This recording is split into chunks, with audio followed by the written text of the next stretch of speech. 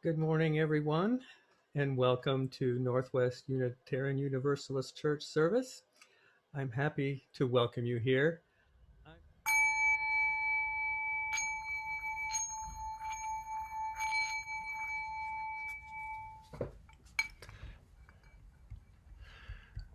So, um,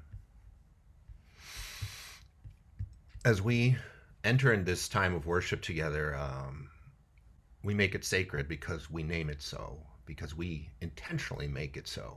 This space. So today, I'd like to try something for the prelude. Oops. Um, and I ask you all to work with me to help create this our own spiritual space by singing together on mute, of course. So you can put in gallery view, and I'd like everyone to sing together if they can, just in their own home. And I placed the lyrics in the chat. They're very simple lyrics. So let's join together our human spirits so we may access the spirit of life.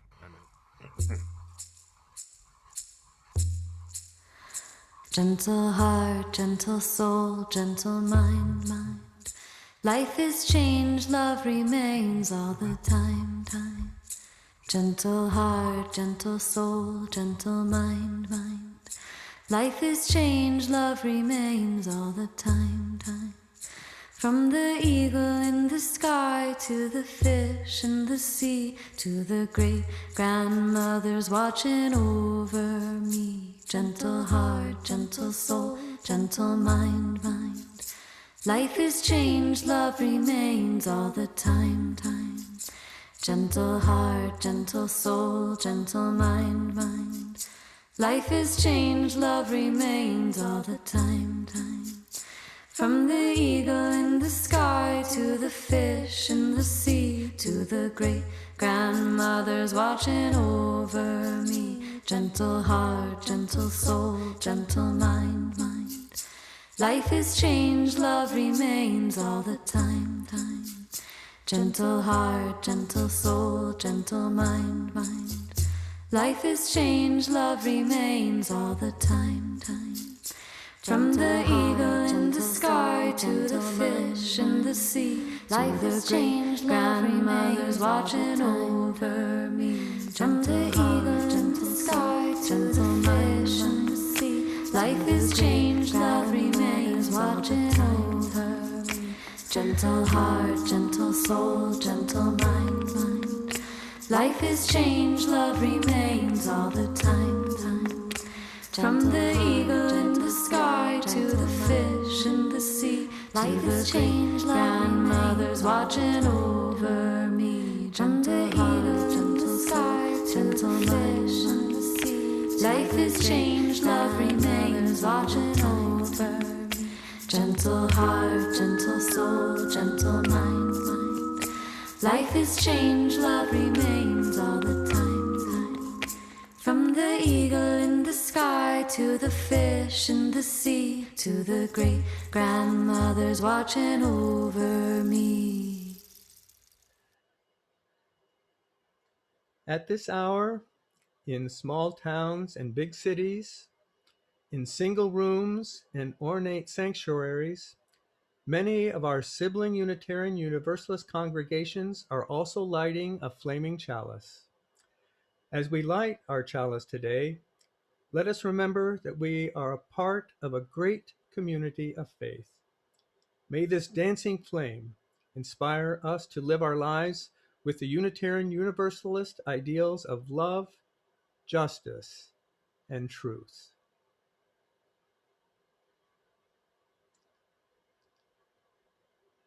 There it goes. And we actually have a wonderful addition to our service this morning. Thank you. I was trying to unmute myself. Welcome, everyone. On behalf of our membership today, I am thrilled to be able to welcome two official new members to our congregation, Sierra Pressbury and Jacob Plant.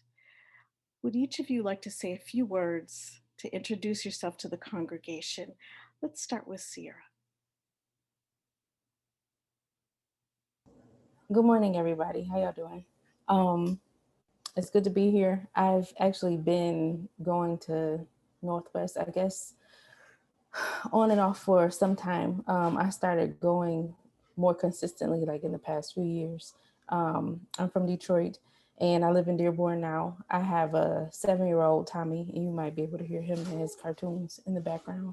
Um, I am a postdoc at Michigan State University, which is where I just finished my doctoral program. And I just really appreciate the support that I've gotten from NWUU over the years. Thank you for being with us. Jacob? Hi, everyone. I live in Oak Park. My name is Jacob Plant. I tried many different spiritual paths. Right now, I identify as a Junitarian. Um, so I started coming to the congregation before COVID, then COVID hit, and I've been on and off coming to these online services. I wish I could come more, but I'm in grad school earning my second master's degree.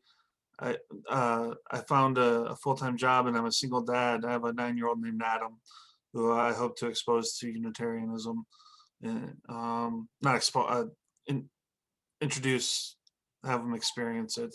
And I'm in the process of applying to rabbinical Judaism through like this very new movement called Jewish Universalism that was founded by Rabbi Blaine in New York. And he has an online SMICA seminary. So when I'm done with my master's degree, I will hopefully be doing that. You have to tell me about that. That's interesting. Coming from that, originally from that heritage as well. Welcome to you, Jacob. Linda Gobeski, our modest moderator, has a few words. I'm the modest moderator. The modest moderator. Sierra and Jacob, welcome. On behalf of the congregation, we all welcome you. We are grateful that you have chosen to commit to this congregation, even when we gather virtually. We know we will be enriched by your participation, talents, and insights. We promise to honor your presence among us. Welcome to this congregation of faith and kindness, memory and hope, exploration, service, compassion, gratitude, and joy. May it be so. Welcome. What a great moment. And now it's time for the sharing of our greatest joys and deepest sorrows, which helps connect us as a community.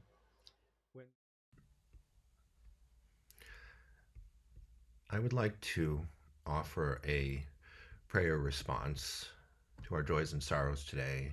This is inspired by Psalm 121.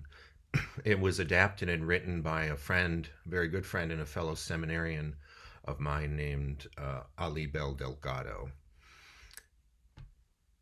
We lift up our eyes to the hills. From where will our help come? God of our understanding, hear our prayers. Where do we find help in these sorrowful times? We are seeking something to hold us, someone to hold us, for we feel so weary, tired of the way that this virus is infecting our loved ones, sickening some and stealing others, tired of the murderous rage of racism that is being used as a tool of execution against black and brown bodies. We are so weary, tired of worrying about how we will survive day after day in this pandemic, tired of worrying if we are preparing our children for this world that they have inherited. We are so weary, tired of feeling isolated in our homes, tired of not being able to greet each other with hugs and handshakes. We are so weary. From where will our help come? We lift our weary eyes. Spirit of all life, we beseech you, help us to dig deeper into our faith, not the faith of fairy tales and limited understanding, not the faith that these things will change somehow without us doing the work of change. Help us to dig deeper into our faith in humanity. We know that we have all that we need to fundamentally change racism. If we do the work of dismantling the system of white supremacy in our world, in our community, in our churches, in our congregations and fellowships and homes, and in ourselves, if we do the work. The spread of this pandemic, if we continue to hold the line against a government that places profit above lives, we know that we will have all we need to fundamentally change this pandemic. We know we have all we need to fundamentally change survival. If we remind ourselves that if we have, we need to give. If we need, we can trust our community in asking. We know we are all a part of the interdependent web, each of us needing and each of us giving. And that interdependence keeps us connected and makes us stronger. The education of our children, we have what we need. If we remember that just like each of us, they strive to do justice, to love fully, to seek truth. Remind us that to truly protect them, we must be forthright in our telling of these events and past events. We have what we need in the isolation of community. If we remember that we have each other, we can depend on the web to hold us. Remind us that our bodies have stored the sensation of touches that have brought us joy and comfort. Remind us to wrap ourselves in this touch when we are missing each other. For we are right here, and right here. We are the keepers of each other. We are our shade and we are our healing light. We are the keepers of each other. We are our aid and we are our salvation. We are the keepers of each other. We are the weavers and we are the web. May we remember. May we act. May it be so. Ashe. Amen.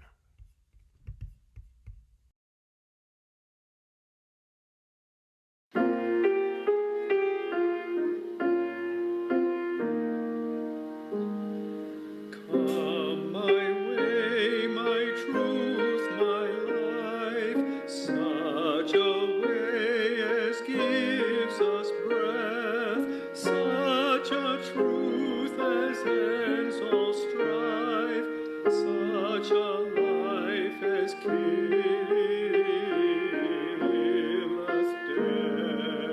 death. Come my light, my feast, my strength, such a light as shows a feast, such a feast as mends its length, such a strength as makes a guest. Come my joy, my love, my heart, such a joy as none can move, such a love as none can part, such a heart as joys in love.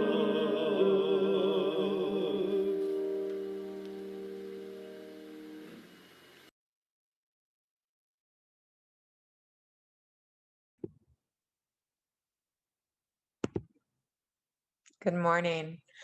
I'm Star Austin, and today's time for wonder is God's Hat, adapted from the story by Christopher Bucci. Once there were two villages, and it just so happened that in the middle of these two villages was a rock wall. It started off sloping and then rose and then sloped back down again, but it was long and it divided the two villages. And yet they were not divided. They saw this wall as their gathering place, and they would come and talk and give each other news from the other side of the wall. They would trade sweet honey and wheat and meats together. And they were one big community, despite being two villages with a wall between them. And one day, something magnificent happened. There was a person, perhaps a woman, who came walking right up that wall.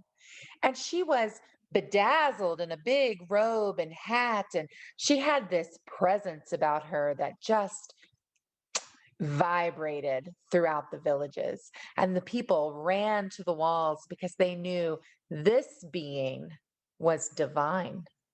This being was God herself.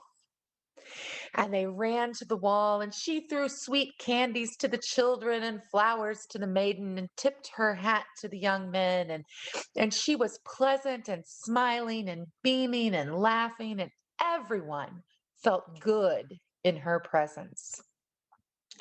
And as quickly as she came, she went down the wall, walking off into the distance. And the people began to talk.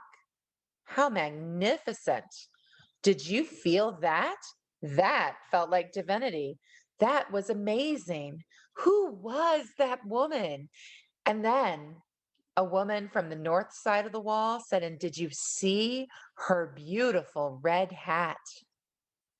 And a man on the south side of the wall said, I think you mean blue hat. No, I'm quite certain it was scarlet red. No, said another from the other side of the wall. It was royal blue. And they began to fight. Pretty soon, the children were throwing stones at each other, feeding off the energy of the grown-ups who were screaming back and forth, red, blue, red, blue. And suddenly there was a division among these two villages that had never been before. The people in the north went back to their homes, and the people in the south went back to their homes. And over the next day or two, there were less people gathering at the wall. When they did come to the wall, the fight would start again. I'm sure her hat was red. I don't know why you think it was blue. Well, I know it was blue. I don't know why you think it was red. And so the fight would begin again. And soon the people did not gather at the wall, and there was no trading. So the people to the north did not have the sweetness of the honey because all the beehives were on the south.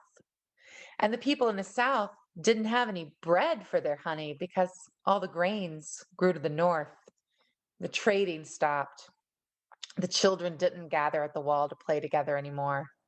The friendships stopped.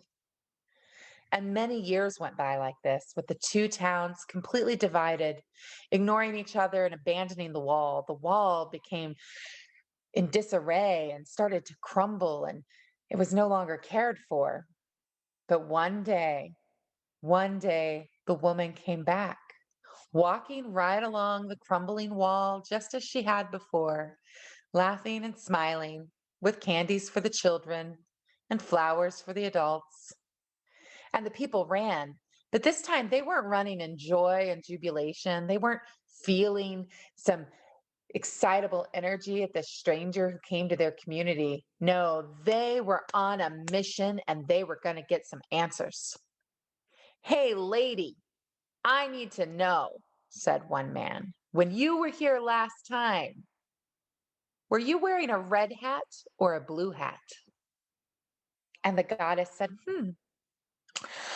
I don't have a red hat. And a woman shouted, aha, I knew it, the hat was blue. And she said, well, I don't have a blue hat either. And the people were confused, and the goddess thought, aha, I know. And she said to the people, I must have worn my favorite hat that day. It's quite tall and grand. And the people started nodding, yes, yes. She said, and it's blue on one side and red on the other. And then she walked away. And the people were stunned and silent. And finally, a child started to laugh. And then the adults started to laugh. And all of a sudden, the people realized how silly they'd been to fight over a hat that had nothing to do with anything at all.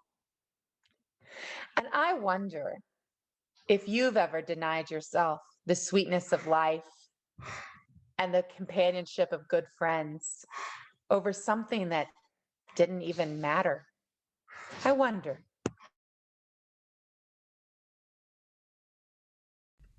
Let us transition from that wonderful story, thank you, Star, to our reading, if you will, with just a minute or so again of singing together, Gentle Heart.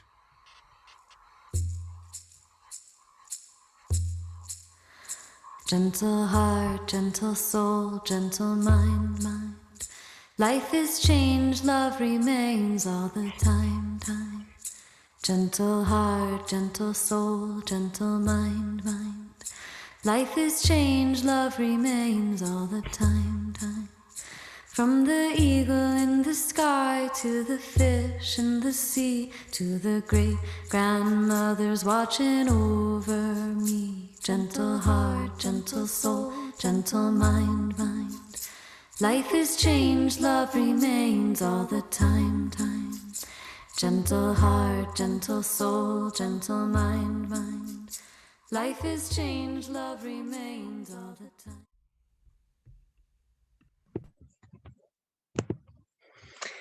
This morning, I'd like to share a poem by Victoria Safford, a Unitarian Universalist, called Map of the Journey in Progress. Here is where I found my voice and chose to be brave. Here's a place where I forgave someone against my better judgment, and I survived that. And unexpectedly, amazingly, I became wiser. Here is where I was once forgiven, was ready for once in my life to receive forgiveness and to be transformed. And I survived that also. I lived to tell the tale. This is the place where I said no more loudly than I thought I ever could, and everybody stared. But I said no loudly anyway, because I knew it must be said. And those staring settled down into harmless, ineffective grumbling. And over me, they had no power anymore. Here is a time, and here's another, when I laid down my fear and walked on into it, right up to my neck into that rolling water. Here's where cruelty taught me something. And here's where I was first astonished by gratuitous compassion and knew it for the miracle it was, the requirement that it is. It was a trembling time. And here, much later, is where I returned the blessing clumsily. It wasn't hard, but I was unaccustomed. It cycled round, and as best I could, I sent it back on out, passed the gift along. This circular motion around and around has no apparent end. Here is a place, a murky puddle, where I have stumbled more than once and fallen. I don't know yet what to learn there. On this site, I was outraged, and that rage sustains me still. It clarifies my seeing. And here is where something caught me, a warm breeze in late winter, birdsong in late summer. Here's where I was told something was wrong with my eyes, that I see the world strangely. And here's where I said, yes, I know, I walk in beauty. Here is where I began to look with my own eyes and listen with my ears and sing my own song, shaky as it is. Here is where, if by surgeon's knife, my heart was opened up, and here, and here, and here, and here. These are the landmarks of conversion. Imagine all the people living for today. Imagine all the people sharing all the world. Lately, so many caring, concerned people, including me, have been questioning whether the world is up to John Lennon's challenge from that song. Those are lyrics from Imagine. Whether the world is up to that challenge. Specifically, I'm going to talk about due to the ever louder din of alt-right hate. During our Martin Luther King Jr. birthday service, Sam Kirkland presented King's important message, and that message gave me hope. He quoted King, "Hate cannot drive out hate. Only love can do that." Now, many congregants have asked me over time and asked me and other clergy members what it looks like. What does it look like to use love to drive out hate? How do we do that? What specifically can any of us do to change the hearts of hate? Well, you should know that ministers never answer directly. They just tell stories and allow you to figure it out yourself. In fact, often the best way to answer a question is to tell a story, so that's what I'm going to do now. A couple quick stories. Derek Black. Derek Black is the son of a neo-Nazi white supremacist named Don Black, who is the founder of one of the most recognizable online hate communities, Stormfront. Derek was a contributor to his father's hate website and an active white supremacist leader himself for many years. Now, Matthew Stevenson is an Orthodox Jew and was one of Derek's fellow students at New College in Florida when they were both undergraduates. So one day, Matthew, the Orthodox Jew, invited Derek, the white supremacist, to Shabbat dinner. And Derek attended. And then he attended again. And he continued attending Shabbat dinners regularly for years. And over time, a legitimate and close friendship grew. Now, Matthew, when he invited Derek, had no intention of conversion, only conversation. That was it. In fact, realizing how badly people on campus were treating Derek, whether he deserved it or not for his hate, realizing how bad, Matthew chose to strictly forbid any criticism of Derek during those Shabbats. Now, you might guess where this is going. Derek Black eventually completely rejected hate. And now he speaks out against it, against white supremacy, including in his own family. It took a long time. In fact, it was 2 years of Shabbat dinners before Derek said he even began to claim the realization that he himself was being racist, that what he believed and acted on for so long, indeed, how he defined himself, was not conducive to a free society. He finally understood after 2 years of Shabbats that what he thought was protecting those in his in-group was actually harmful. He finally realized that white supremacy hurt and killed people, including white people. Another story. Michael Kent. Michael Kent is an ex-con who was also a white supremacist for 20 years. Swastikas tattooed all over his body. And Tiffany Whitaker. Tiffany Whitaker is a probation officer. She is a person of color who was assigned to Michael's case. After working together closely for a time, they too became friends. And Michael too, eventually, completely rejected hate. And eventually, both Tiffany and Michael were invited to Martin Luther King Jr.'s family home to sit and speak with Dr. Bernice King, his daughter. And Michael also now speaks out against hate and white supremacy. So how did Derek and Michael change their hearts? Can we, like Matthew and Tiffany, can we do something to catalyze and assist such transformations? Can we talk about that certain things matter and certain things don't matter, like Star said in her story? Well, I can't presume to tell anyone. I certainly can't presume to tell marginalized people and people of color how to react to hatred. I don't have that lived experience. I can't relate to it. So I'm not going to sit here and instruct how to do that. Instead, I lift up these stories, and as a minister, what I can do is break them down, these courageous people's stories, break them down theologically. So hopefully a path will open for each of you. First bullet point. Number one, these people had the courage to have a one-on-one, face-to-face, extended conversations over time. They had the courage to meet each other as fellow humans rather than dehumanizing each other, even though the marginalized person had been dehumanized by the other for so long. And we are all prone to dehumanize those with whom we vehemently disagree. They chose to meet each other as fellow humans. Looking into another's eyes directly, one-on-one, it is much more difficult to dehumanize them. Second point, even if not able to empathize with the ideology of hate, and I don't know who could, Tiffany and Matthew still acted out of compassion, which eventually leads to empathy. Third point, these conversations began by inviting in rather than rejecting. By remaining open-minded rather than attacking or defending. By being prepared to listen as much as to tell. Both Derek and Michael, the white supremacists, they spent years learning to argue, learning to employ apologetics in defense of their worldview. Were they to be approached from an attack posture, they would have experienced Matthew and Tiffany as threats, and they would have attacked back and never returned to the conversation.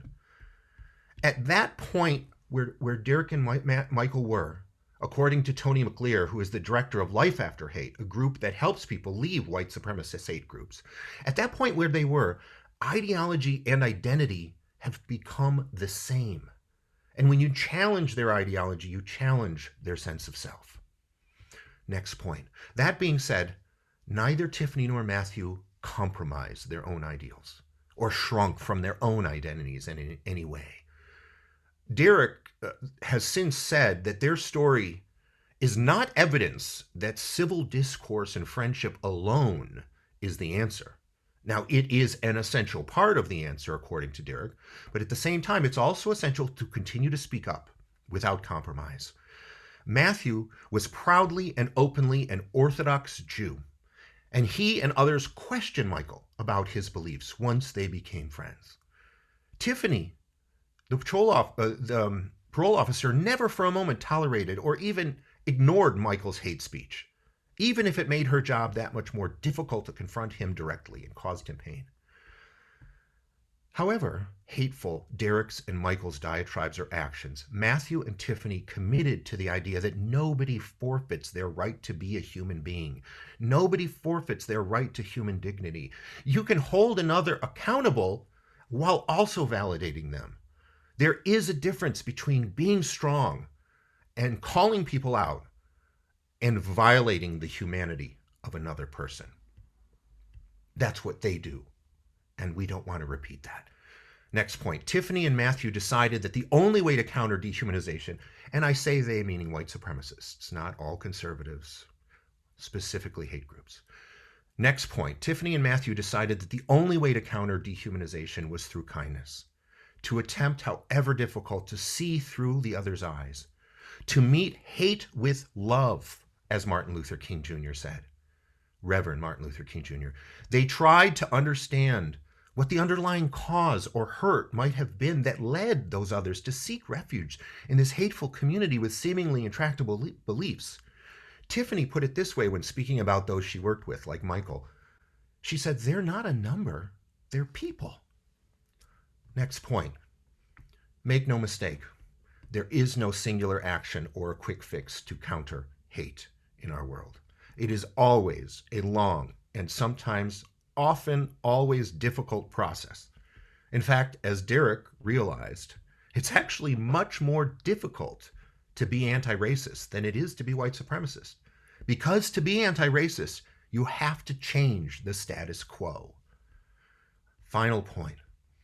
Michael and Derek, upon entering these spaces, these are the white supremacists, upon entering these spaces outside of their close communities, they certainly were scared and felt unloved and isolated, but they made a change. By interacting with Matthew and Tiffany, they were both at risk of losing their community, of being dehumanized themselves. But as Dr. Bernice King said to Michael, it takes a new experience to begin the process of change. So back to the story. In the interview with Krista Tippett, they did an interview on On Being, Derek and Matthew. In that interview, Derek said that he expected to be grilled about his beliefs when he went to that Shabbat dinner. He expected them to grill him. And he said it would have actually been better if they had grilled him about his white supremacist beliefs because he had spent his life in defense of those beliefs. He was raised being taught how to argue and that confrontation and defense were permanent states of being alive. Now, they didn't confront him. And now at the Shabbat dinner, he had to confront friendship with these people who he vilified. He had to confront humanization by these people he dehumanized. And that confrontation, he said, was his turning point. Life is a spiritual journey. It's a challenge to be met and overcome. It's a challenge that can excite and motivate just as easily as it can deflate us. It's a challenge that has as much potential to destroy as it does to strengthen the human spirit. It is never easy. It is always painful, and it takes patience and so much time. But given the boundlessness of the human imagination, and given human beings' inestimable capacity for compassion, I believe a better world is possible. And you know what? You may say, I'm a dreamer, but I'm not the only one. I hope someday you'll join us, and the world will live as one.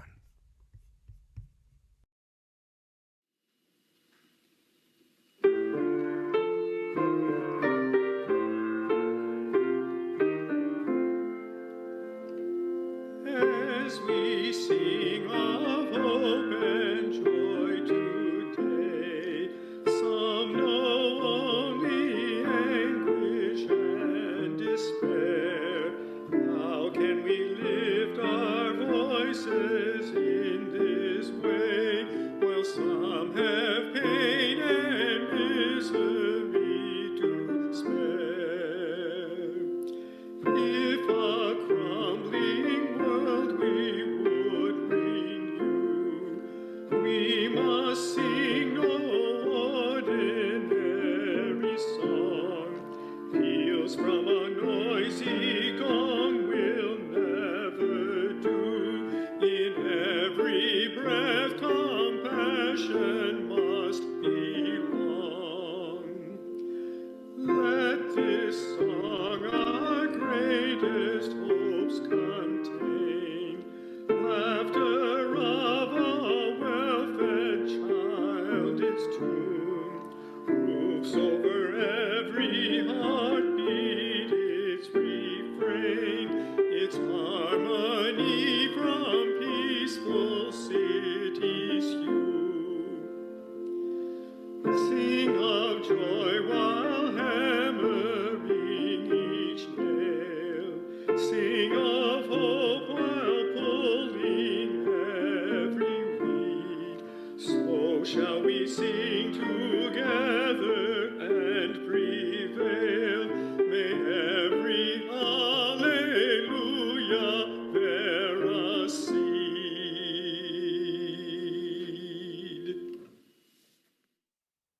As we extinguish our chalice, let us remember the words of youth poet Loretta Mann and Amanda Gorman.